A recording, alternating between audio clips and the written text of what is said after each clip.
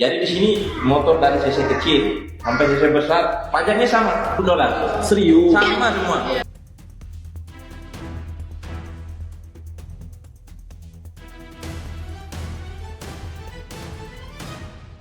Coba jujur deh, kapan terakhir kali lo buka notif tagihan pajak motor, terus mendadak diam 5 detik ngeliat angkanya?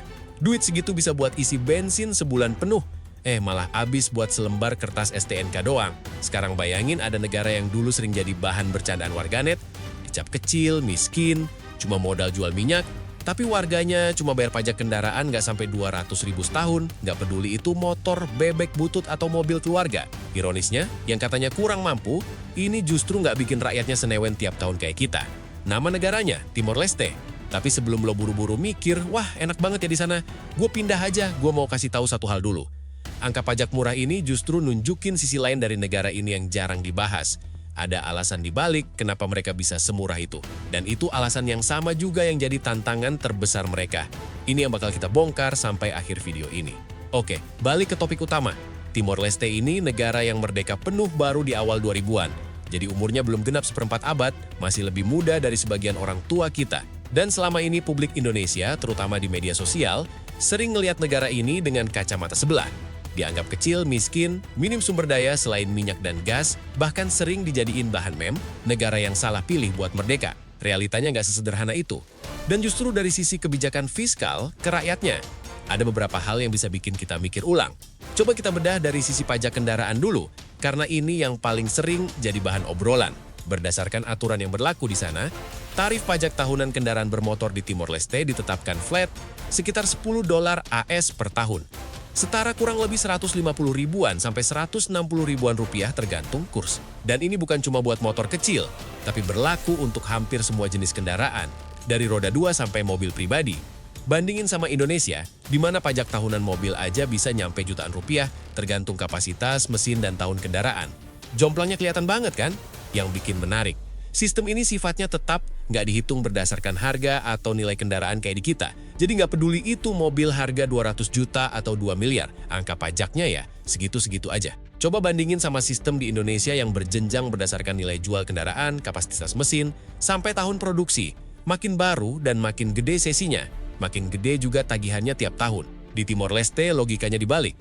Pajak itu diperlakukan kayak biaya administrasi tetap, bukan sebagai instrumen buat menghukum orang yang punya kendaraan mahal. Simpel banget sistemnya, walau di satu sisi ini juga nunjukin sistem administrasi pajak yang memang belum sekompleks negara-negara lain di kawasan. Dan itu bukan cuma soal kebijakan yang murah hati, tapi juga soal kapasitas birokrasi yang masih dalam tahap membangun. Sekilas ini kelihatan kayak keajaiban kecil. Tapi kalau ditarik ke belakang, kebijakan kayak gini biasanya lahir dari dua kemungkinan. Negara itu emang udah mapan banget sistem penerimaannya dari sumber lain, sehingga nggak perlu ngoyo narik pajak kendaraan. Atau justru sebaliknya, pajak kendaraan memang belum jadi prioritas karena porsinya kecil di total pendapatan negara. Nah, buat Timor Leste, jawabannya lebih condong ke opsi kedua. Dan itu bakal kita bahas lebih dalam sebentar lagi. Nah, ini yang menarik.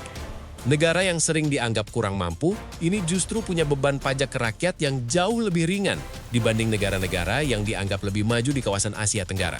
Coba pikir logikanya, biasanya makin maju ekonomi suatu negara, makin kompleks dan makin dalam juga negara itu narik pungutan dari warganya buat nutup biaya layanan publik yang makin banyak. Tapi di sini kejadiannya kebalik. Negara yang justru masih dalam tahap membangun, ini malah milih jalur yang lebih ringan buat rakyatnya. Ironis kan? Yang katanya kekurangan malah nggak bikin rakyatnya pontang-panting bayar kewajiban ke negara tiap tahun. Sekarang kita geser dari urusan kendaraan ke isi dompet warganya secara langsung. Terus soal pajak penghasilan, ini juga nggak kalah menarik. Warga Timor Leste yang penghasilannya di bawah ambang batas tertentu sekitar $6.000 AS per tahun, atau kalau di rata-rata sekitar $500 per bulan. Itu dibebaskan dari pajak penghasilan. Di atas angka itu baru kena tarif, dan tarifnya pun flat di kisaran 10% aja. Jauh dari sistem berlapis yang biasa kita temuin di negara-negara dengan ekonomi lebih besar, di mana makin gede penghasilan lo, makin gede juga persentase yang dipotong. Buat masyarakat kelas pekerja biasa di sana, misalnya pegawai toko atau staf hotel yang gajinya di kisaran ambang batas, ini artinya penghasilan bulanan mereka nyaris nggak tersentuh potongan pajak sama sekali. Bandingin sama beban pikiran banyak pekerja kita yang tiap gajian harus ngitung ulang berapa yang bakal kepotong buat berbagai jenis pungutan. Terus gimana soal layanan dasar kayak kesehatan dan pendidikan? Ini bagian yang bikin gue mikir ulang soal stereotip negara miskin. Timor Leste udah lebih dulu menerapkan program layanan kesehatan gratis dan pendidikan dasar gratis buat warganya. Bahkan sebelum sebagian wacana serupa ramai dibahas di negara tetangga. Bukan berarti kualitasnya udah setara negara maju. Fasilitas dan tenaga medisnya masih terbatas, apalagi di luar ibu kota Dili. Tapi soal prinsip aksesibilitas dasar, mereka udah jalan duluan. Buat gue pribadi, ini yang paling menarik. Mereka kayak milih strategi, kasih dulu yang paling dasar ke semua orang, baru mikirin kualitas belakangan, bukan sebaliknya.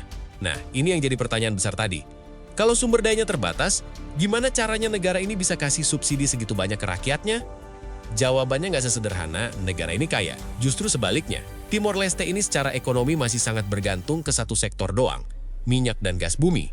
Ibarat rumah tangga yang seluruh pemasukannya cuma dari satu sumber. Begitu sumber itu seret, seluruh anggaran ikut goyah. Dan yang perlu digarisbawahi, sebagian hasil dari sektor ini masih dibagi hasil dengan Australia. Negara yang dulu ikut membantu proses menuju kemerdekaan mereka. Jadi walaupun ada pemasukan dari minyak, itu nggak sepenuhnya utuh masuk ke kas negara. Ada porsi yang harus dibagi lewat perjanjian pengelolaan sumber daya di wilayah perbatasan laut. Soal pajak kendaraan sendiri, sebenarnya potensinya cukup besar sebagai sumber pemasukan negara. Tapi kenyataannya kontribusinya masih kecil banget dibanding sektor migas. Kenapa? Karena tingkat kepatuhan wajib pajak yang masih rendah, sistem administrasi yang belum matang, dan struktur penerimaan negara yang belum stabil. Jadi jangan salah paham, pajak kendaraan yang murah itu bukan cuma soal baik hati ke rakyat, tapi juga cerminan dari sistem yang masih dalam tahap berkembang. Kalau menurut gue pribadi, ini yang paling underrated dari cerita Timor Leste. Mereka lagi ngejalanin fase yang mirip banget kayak Indonesia di era 60-70-an dulu. Negara muda yang masih nyari formula pas antara kebijakan populis dan keberlanjutan fiskal jangka panjang. Bedanya mereka mulai dari nol banget, sementara kita udah punya modal, sejarah, dan infrastruktur yang jauh lebih tua. Satu hal lagi yang jarang dibahas. Buat orang asing yang pengen jadi warga negara Timor Leste, ada proses menetap dulu dalam jangka waktu tertentu sebelum bisa mengajukan naturalisasi. Jadi nggak instan, tetap ada tahapan legal yang harus dilalui. Mirip sistem residensi di banyak negara lain. Cuma detail lama waktunya bisa berbeda tergantung kategori pemohonnya. Jadi buat yang kepikiran pindah aja deh gara-gara pajaknya murah, ya nggak sesimpel beli tiket sekali jalan. Dan soal masa depan, banyak anak muda Timor Leste sekarang justru dikirim buat kuliah ke luar negeri lewat program beasiswa, termasuk ke Indonesia dan Singapura. Ini investasi jangka panjang mereka buat bangun sumber daya manusia, karena mereka sadar betul kalau cuma mengandalkan minyak dan gas, ekonomi mereka bakal rentan pas cadangan sumber daya itu mulai menipis. Sejarah udah banyak nunjukin, negara yang gantungin ekonomi cuma ke satu komoditas, biasanya kena apa yang sering disebut kutukan sumber daya. Awalnya makmur karena gampang dapat pemasukan besar dari alam. Tapi ujung-ujungnya stagnan begitu komoditas itu habis atau harganya anjlok di pasar global. Karena sektor-sektor lain di dalam negeri keburu nggak berkembang. Selama negara itu terlena sama satu sumber pemasukan. Makanya sekarang mereka mulai ngelirik sektor lain yang lebih berkelanjutan. Pariwisata, pertanian, sama perikanan. Potensinya besar. Timor Leste punya garis pantai yang panjang, alam yang belum banyak dieksploitasi, dan cerita sejarah perjuangan yang sebenarnya punya daya tarik tersendiri buat wisatawan yang nyari sesuatu di luar destinasi mainstream. Tapi ya balik lagi, butuh SDM yang mumpuni buat nggarapnya secara profesional.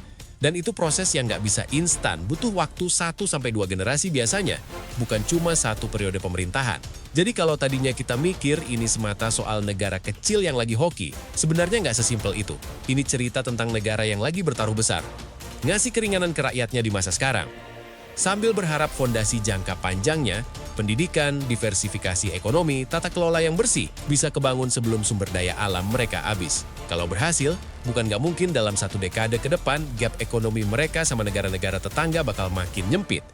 Kalau gagal, ya mereka bakal ngulang pola banyak negara penghasil minyak lain yang keburu jatuh sebelum transisi. Menurut gue, poin paling penting di sini bukan soal siapa yang lebih unggul, tapi soal gimana tata kelola yang lebih bersih dan konsisten bisa bikin negara sekecil apapun punya daya ungkit yang nggak terduga. Walau modal awalnya jauh lebih kecil dibanding negara-negara tetangganya. Itu pelajaran yang relevan buat negara manapun. Termasuk kita, karena ukuran ekonomi besar nggak otomatis ngeguarante kesejahteraan kalau tata kelolanya bocor di sana-sini. Nah, pertanyaan yang masih gantung buat gue. Seandainya arah kebijakan kayak gini konsisten dijalanin 10 atau 15 tahun ke depan, tanpa korupsi yang menggerogoti, tanpa ganti arah kebijakan tiap ganti pemimpin, kira-kira negara mana lagi di kawasan ini yang bisa ngejutin kita kayak Timor Leste? Karena kalau dipikir-pikir, banyak negara kecil di dunia ini sebenarnya punya modal yang mirip. Sumber daya terbatas, sejarah yang berat, tapi keputusan kecil soal tata kelola bisa bikin arah jangka panjangnya beda total. Tulis pendapat lo di kolom komentar. Negara mana yang menurut lo punya potensi ngejutin kayak gini? Atau justru negara mana yang lo rasa udah salah arah? Dan kalau lo penasaran gimana negara-negara kecil lain di dunia berhasil naik kelas dengan cara yang nggak biasa, itu bakal jadi bahasan gue selanjutnya. Jangan sampai kelewatan.